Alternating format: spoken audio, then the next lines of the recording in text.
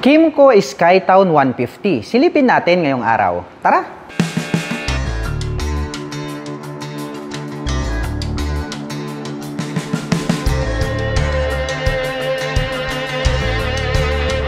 Kymco Skytown 150. Silipin po natin ito pong kanyang main headlight. At ito po ay gumagamit ng full LED para po dito sa kanyang high beam and low beam. At mayroon po itong split na daytime running light dito po sa magkabila. Napaka-astig din ng pagkakadesenyo at unique ito pong kanyang headlight. At combination po pala ito ng black at white. Ito pong kanyang front face cover. At located naman po rito sa bandang ibaba, ito pong kanyang bulb type na turn signals. At dito po sa kanyang side profile, maskulado rin po yung kanyang dating. At may makikita po tayo rito na 150 na 3D emblem. At dito po sa bandang itaas, mayroon naman pong nakalagay rito na 3D emblem na TCS, also known as Traction Control System. Ito po ay gumagamit ng traditional telescopic fork. Black color po ito.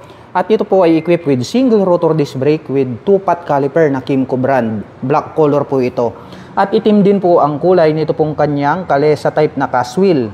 At may sukat naman po ito pong kanyang gulong rito sa harapan na 110 by 70-14. White color naman po ito pong kanyang front fender. At ito pong kanyang windshield, mataas po ito. At ito po ay clear color. At ito po ay hindi po siya adjustable. At may makikita naman po tayo na Kymco logo dito po sa bandang harapan. Mapunta naman po tayo rito po sa bandang itaas. Silipin po natin ito pong kanyang digital meter panel display. Ang lapad din po nitong kanyang digital display. At mayroon po siyang 2-button selector dito po sa bandang ibaba. At mayroon naman po siyang mga light indicators dito po sa magkabila. At ito naman pong kanyang handlebar cover is black color po siya. And then may makikita po tayo rito na Skytown, yung kanyang model name. Tapos alloy po yan. At pagdating naman po sa kanyang mga button selectors, meron po itong passing light, high beam and low beam, turn signal selector at ang kanyang horn. Habang dito naman po sa kabila, nandirito po yung kanyang electric starter. Itim po ang kulay nito pong kanyang mga hand grip at black color din po ito pong kanyang mga brake levers. At mapunta naman po tayo rito sa kanyang ignition. Ito po pala ay gumagamit ng mechanical key para po rito sa kanyang ignition at mayroon na rin po siyang shutter lock key for safety purposes.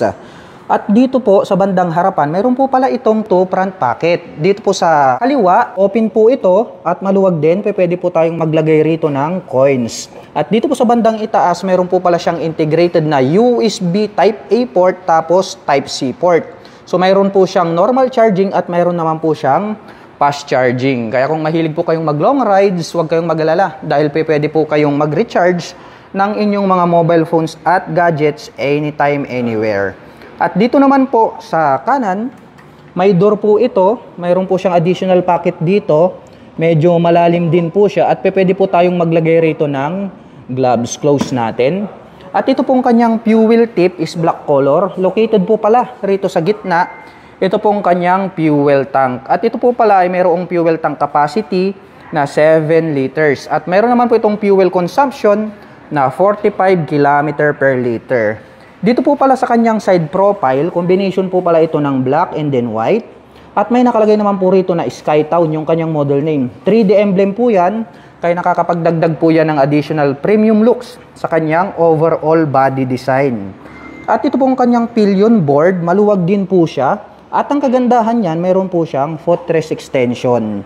Ito pong kanyang footboard ay mayroon po siyang anti-slip na rubber cover on top, kaya hindi ka po dudulas rito. At ito naman pong kanyang upuan, malapad. And then premium looks yung kanyang set cover, black color po yan. At yung pagkakatahi, matibay po siya. Buksan naman po natin ito pong kanyang upuan para makita natin yung kanyang underseat compartment. So once na nag-click na yan, is bukas na po siya. Malawak pala at malapad, malalim din po. Ito pong kanyang underseat compartment. Sa tansya ko naman ay marami na rin po kayong may lalagay rito na personal na gamit. At the same time, kasya po rito ang isang half-face helmet. Close po natin itong kanyang upuan. Ito pong kanyang integrated na grab bar is white color po siya. At may naka-intact naman po rito na Kymco na brand name. Ang ganda, napaka-flawless po nito pong white color. At dito po sa bandang ibaba, ito po ay equipped with side stand engine cut-off switch. So once po na naka-engage itong side stand ay hindi na po mag-ooperate or tatakbo itong ating scooter. At ang Kymco Skytown ay meron po itong 770mm na seat height. Ngayon naman po ay susubukan nating sakyan para may pakita ko sa inyo kung gaano nga ba ito kataas. Mababa lang din po pala ito dahil kung inyong makikita ay lapat na lapat po yung ating paa. At masasabi ko na more comfortable po ito para sa mga tulad ko na 5'6" and height. At para naman po sa mga magtatanong, sa tansya ko naman ay kayang-kayang i-maneuver po ito na mga 5'2" and above. At ito pong kanyang pillion step is black color po siya, para po siyang triangle shape. And then, die-cast po siya, nagkaroon po siya ng rubber cover dito po sa bottom. Ang ganda rin po ng pagkaka-design nito pong triangle shape niya na pillion step para sa ating back rider. At ito pong kanyang engine CVT cover is black color po siya at may naka-intact naman po rito na Kymco. Itim din po ang kulay nito pong kanyang airbox cover at may nakalagay naman po rito na Green Power Kymco. So meaning to say ay matipid po ito sa pagkonsumo ng gasolina at mababa po yung kanyang emission. Yun po yung meaning ng kanilang Green Power. At ito po pala ay gumagamit ng dual shock absorber para po rito sa kanyang rear suspension. Black color naman po yung kanyang coil spring at ito po ay manually adjustable. Mapunta naman po tayo rito po sa kanyang taillight. Ito pong kanyang taillight, naka full LED na po ito. Mayroon po siyang split na daytime running light na pula rito sa bandang itaas. At nandirito naman po sa gitna, ito pong kanyang brake light. At naka-pop up naman po na triangle shape, ito pong kanyang mga turn signals. At makikita natin na bulb type po yung kanyang ginagamit. At mayroon din po itong plate light. At ito pong kanyang rear fender, ang kanya pong nagsisilbing plate holder. May added light reflector dito po sa bandang ibaba. At mayroon pa po rito sa magkabila. So talagang kitang-kita ka pagdating ng gabi kapag ikaw po ay liliko sa kanan at kaliwa. Silipin naman po natin ito pong kanyang rear braking system. Ito po pala ay gumagamit ng single rotor disc brake with single pot caliper. At gaya nga po ng sabi ko sa inyo, ito po ay naka dual channel ABS. So magmula po dun sa harap hanggang dito sa likuran ay meron na po siyang anti-lock braking system. At ito naman pong kanyang gulong is napakalapad din dito sa bandang likuran. At meron naman po itong sukat na 130 by 70-13. Itim po ang kulay nito pong kanyang kalesa type na cast wheel.